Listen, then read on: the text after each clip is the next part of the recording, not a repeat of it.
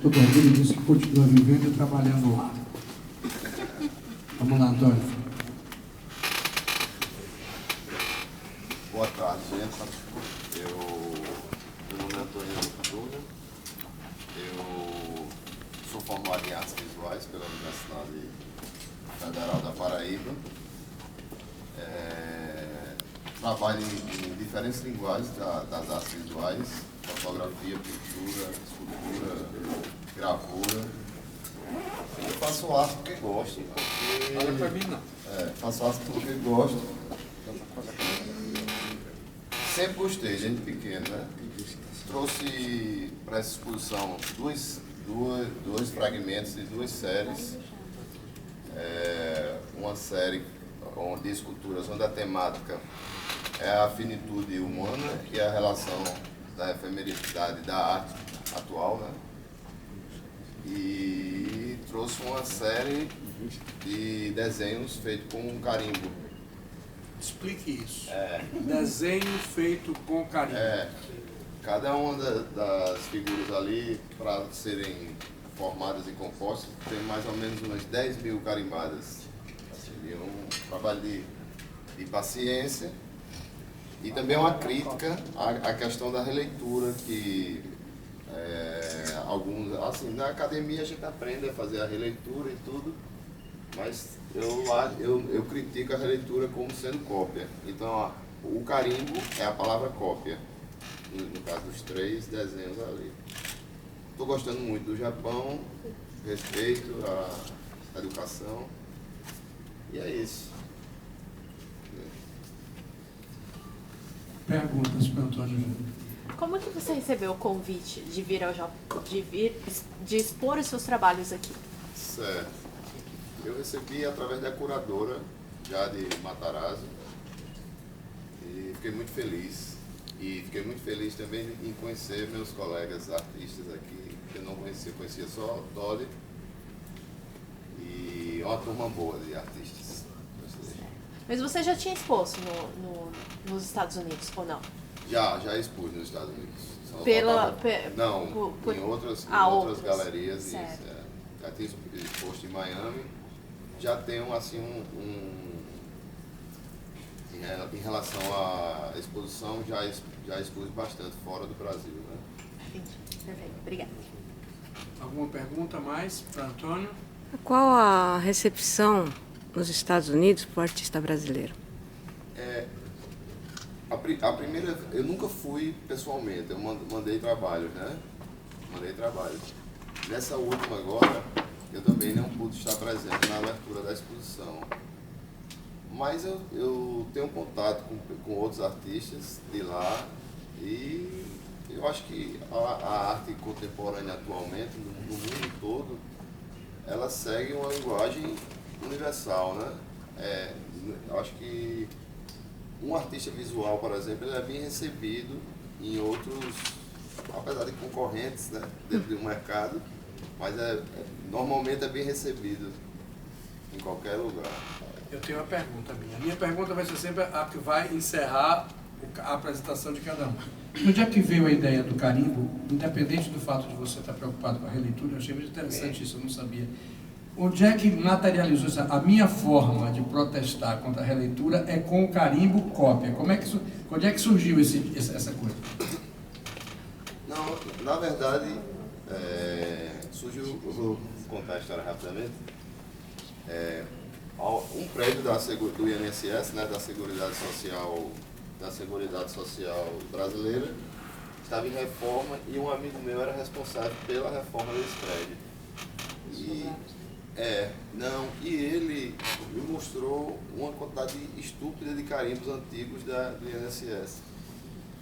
E eu fiz uma Madonna da Seguridade Social e gostei de trabalhar com os carimbos, né?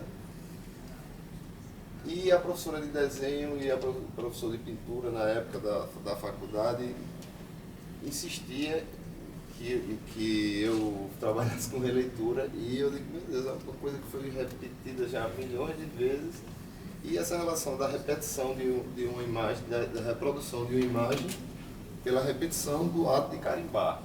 entendeu? É pela repetição do ato de copiar. Pronto, exatamente. Tá, então é o carimbo da insubordinação. Exatamente. E da revolta. Obrigado, Antônio. Vamos aplaudir o Antônio, por favor.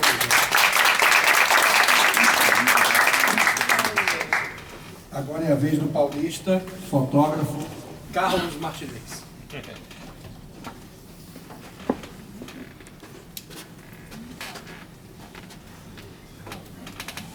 Boa tarde. Konnichiwa. Meu nome é Carlos Eduardo, eu uso o Di Roberto, que é o sobrenome da minha mãe, também para fotografia, Martinez. E eu sou engenheiro mecânico, eu gosto muito de fotografia, porque acho que eu sou engenheiro mecânico e na minha faculdade tinha um fotógrafo muito bom, Branco Preto, e meu pai fotografava, tinha laboratório em casa,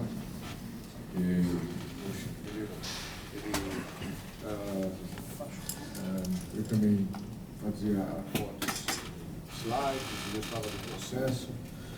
Acho que também porque eu não tenho boa audição, eu focalizei na arte visual, eu gosto muito de ver.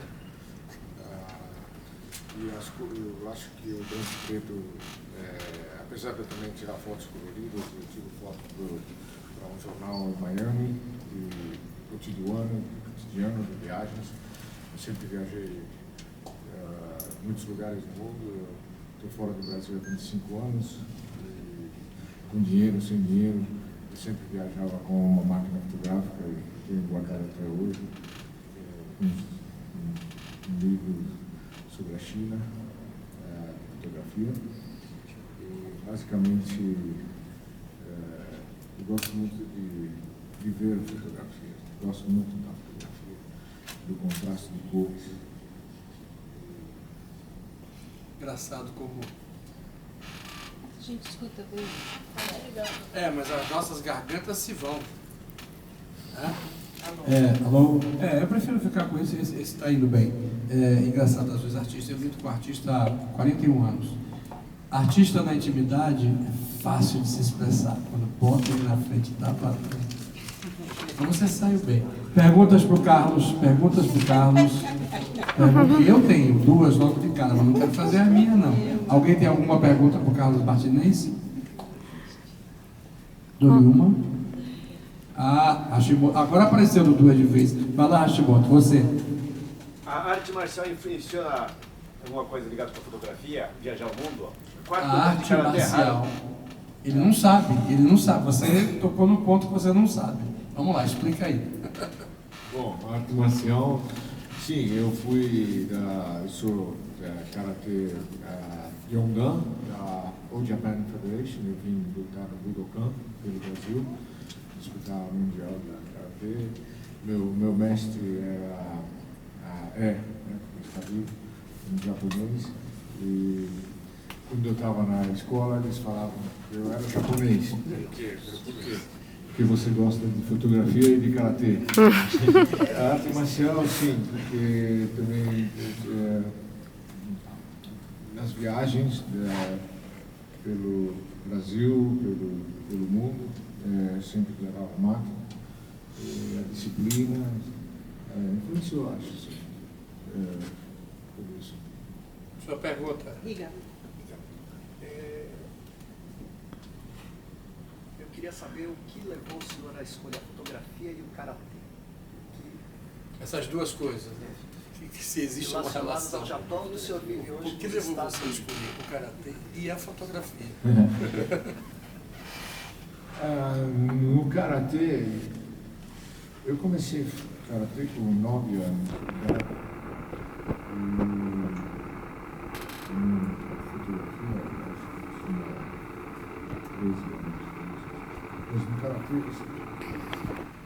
enxergar, talvez, observar o outro lutador, às vezes... Você me falou dos olhos, aquilo é impressionante, fale aquilo. Interessante aquilo. A gente tem que sentir o adversário antes de ele atacar você, você tem que sentir, mas você vê isso. Você vê. E também seria a percepção visual, ou outra percepção, não sei. Para mim, a visual é muito importante.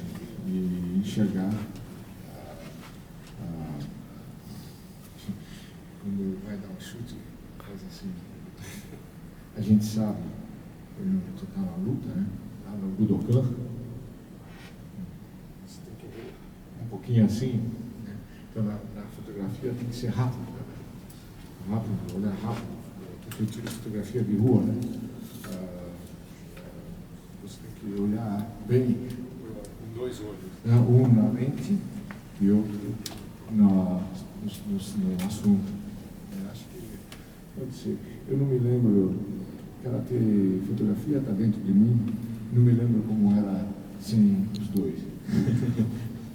Minha pergunta para você, para deixar com você, minha pergunta para você é o seguinte: o fotógrafo de rua, você se definiu, eu gostei disso. O fotógrafo de rua, ele é sempre um elemento disponível para surpresa, ou ele pode ser a man in a mission? E você sai à procura do objeto, ou é o objeto que ele surpreende? Eu acho que é a segunda, o objeto surpreende. Apesar de que eu já fui em missões, né?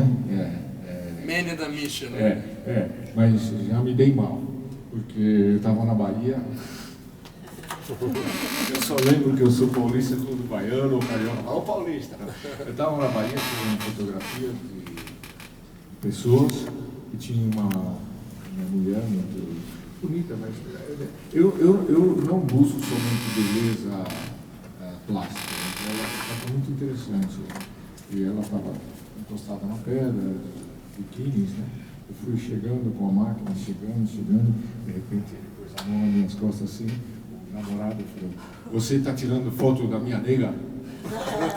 Aqui, seu paulista, né? Porque eu não sabia que era paulista. É seu paulista, não é de mais ninguém, é seu paulista. Então, eu fui numa mission, eu queria fazer isso, mas geralmente eu fico atento ao que acontece. É a foto que lhe atropela, né? Todas as fotos, as fotos que eu trouxe, por exemplo, a que tem ali da tempestade, eu não fui tirar foto da tempestade. A tempestade me pegou. O russo saindo, parece um monstro saindo da água lá, eu não fiquei esperando ele sair, ele saiu. Mas aquela foto foi uma grande sorte, hein? Uau! Carlos, obrigado, viu? Vamos dar um carinho pro Carlos. Agora nós vamos chamar a Miss Simpatia do grupo, essa grande artista plástica brasileira da Miami, Didi Mark.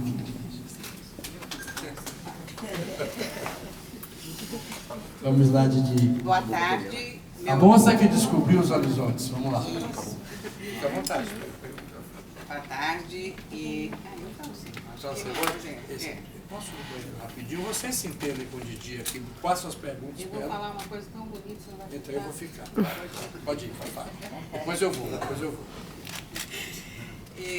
Eu sou de Cineia Marque, mas o meu nome artístico é Didi Marque, e quando eu mudei para os Estados Unidos, eu sou brasileira, nasci no Paraná, me criei em São Paulo, morei em Salvador, na Bahia, e mais 14 lugares mais ou menos. Então, o meu nome nos Estados Unidos era muito difícil, ninguém sabia falar de Cineia, eu mudei meu nome para Didi. E foi na época também que eu comecei a fazer arte. Eu sou psicóloga infantil, trabalhei 36 anos com crianças com problemas motores, problemas escolares e com autistas. E quando eu cheguei nos Estados Unidos não podia trabalhar, então eu fui fazer uma universidade de arte, fui fazer Fine Arts para aprender inglês, que era meu objetivo maior. Nesta época eu já tinha algum contato com arte, porque trabalhando como psicóloga, um dia na semana eu tirava para pintar, para desestressar, porque o meu trabalho era bastante estressante. Então, quando eu cheguei, comecei a fazer a universidade e aí me encantei com artes, comecei a fazer pintura, escultura e fotografia. Nesta época que eu mudei para Michigan, nos Estados Unidos, é um lugar onde o inverno dura 6 meses, as temperaturas vão a menos 35, é um lugar bem frio. E quando agora, nessa época de outono, é muito escuro, os dias são cinzentos.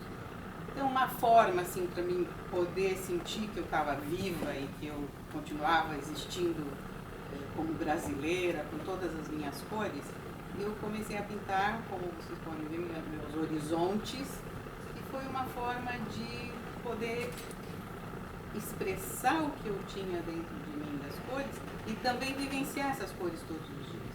Então, eu não via nada que estava acontecendo lá fora. Para mim, os meus horizontes eram dentro de mim mesmo.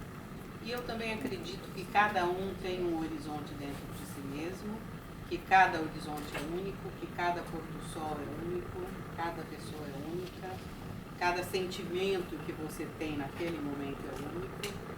E então, isso eu procurei transmitir e fiquei mais na pintura, é o que eu segui fazendo mais. Mas também eu tenho algumas esculturas ainda, eu tenho feito algumas coisas. E agora eu moro em Miami, eu morava em Michigan, fui morar no Kuwait. Quando eu mudei no Kuwait, então também era mais um problema de horizontes, que os horizontes lá são de areia, de tempestades de areia, e o céu é branco, o sol é branco.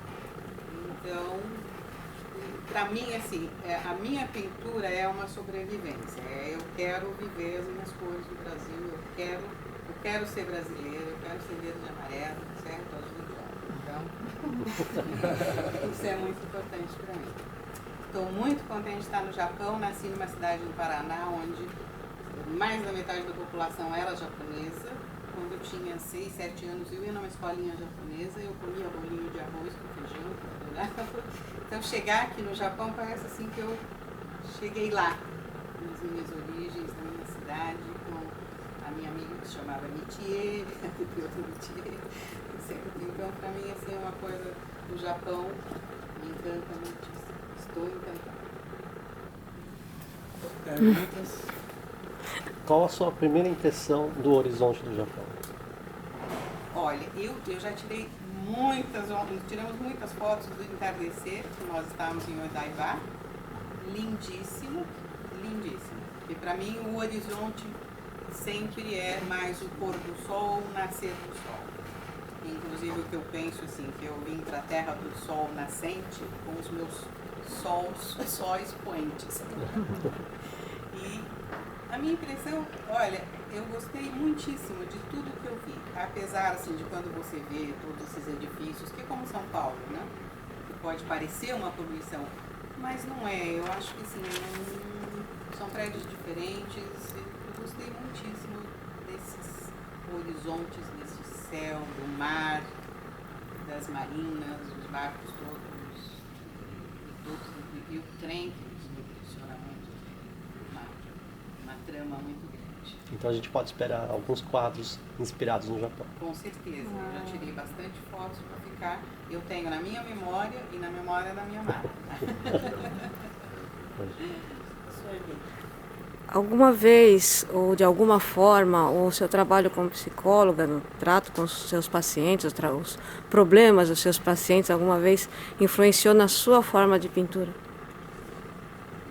Não que influenciasse o trabalho, porque como eu trabalhava com vários pacientes, eles tinham, cada um tinha seu horizonte, cada um tinha sua parte escura, sua parte clara.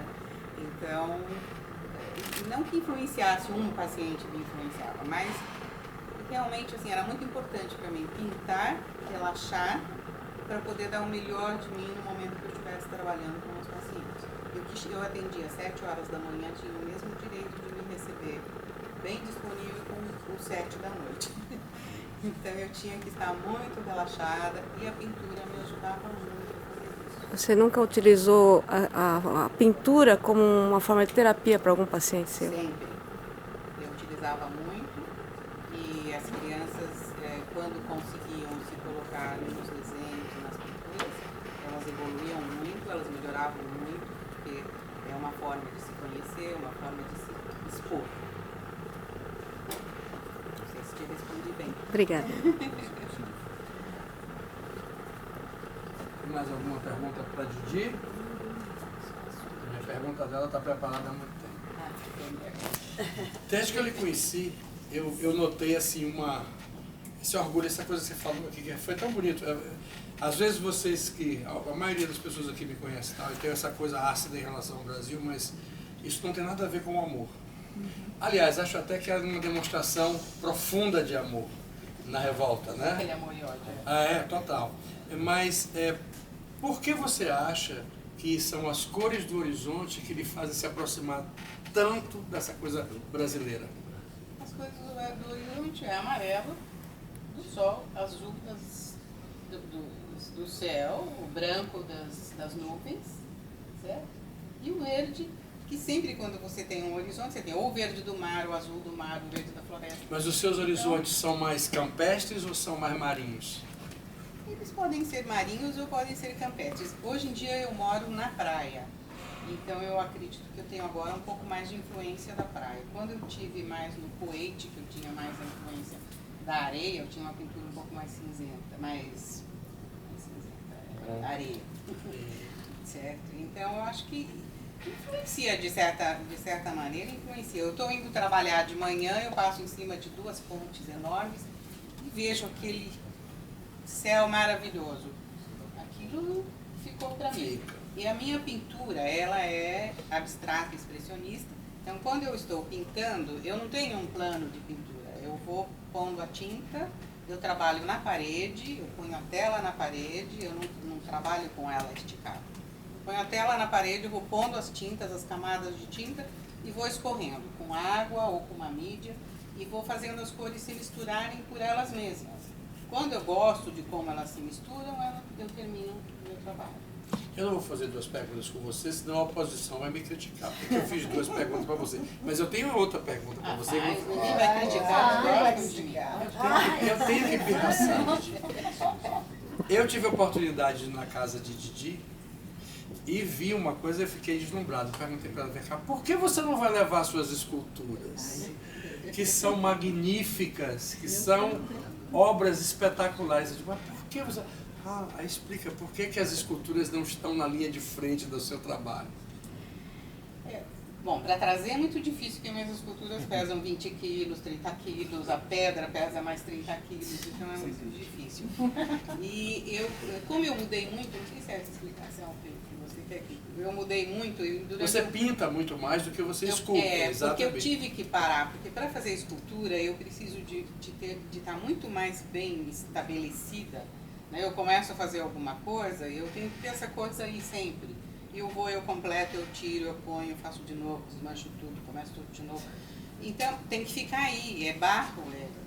Então não é uma coisa que aí eu mudo para outro lugar. Do barro que vai para o... Primeiro eu faço em clay, do clay eu faço com um molde de latex ou de silicone, depois do silicone eu faço um molde de cera, depois da cera é que ela vai para fundição e a fundição faz outra capa nesta cera e põe no forno. E aí é que põe o metal. Porque as minhas esculturas são de bronze. Numa próxima vida ao Japão vamos trazer as esculturas. Traremos. Vamos vir de navio.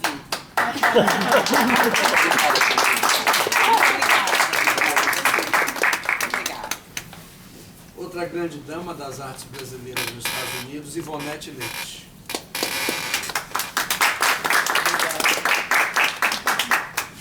Obrigada por hoje.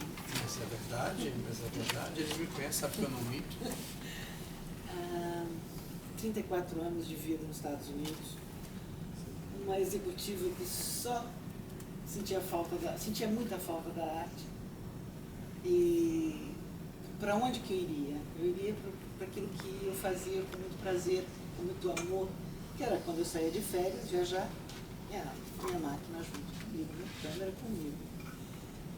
Foi assim que eu comecei. Eu tenho muitas fotos guardadas, tenho que organizá-las, estão guardadas de muita memória, tem muita memória, muitas histórias. Eu estou muito honrada de estar aqui, agradeço muito a nossa curadora, a fantástica Jade. E